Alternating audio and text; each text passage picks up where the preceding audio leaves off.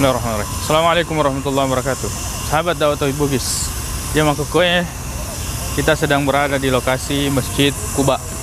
Yang itu masjid pamulan masjid nama agung Nabi Muhammad sallallahu alaihi wasallam ruwatun hijrah ke Madinah.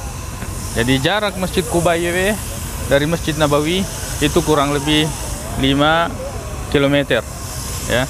Rampai hadis makadayar Nabi ya senantiasa datang ke masjid ini pada hari Sabtu. Masyian ora kiba.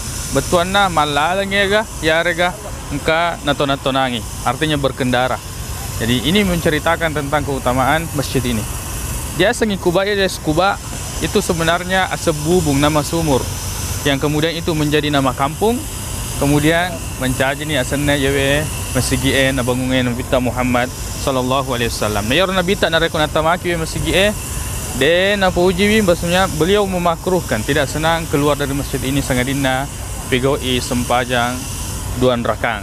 Jadi insyaallah memuare sahabat Dakwah Tauhid kaki orang Allah Subhanahu wa taala dale memuare kaki lejai masjid dia pamulangin dan bangun Nabi Muhammad sallallahu alaihi wasallam, masjid pertama yang dibangun dalam Islam, masjid pertama yang dibangun oleh Nabi sallallahu alaihi wasallam ketika hijrah ke Madinah. Tayyib barakallahu fikum. Assalamualaikum warahmatullahi wabarakatuh.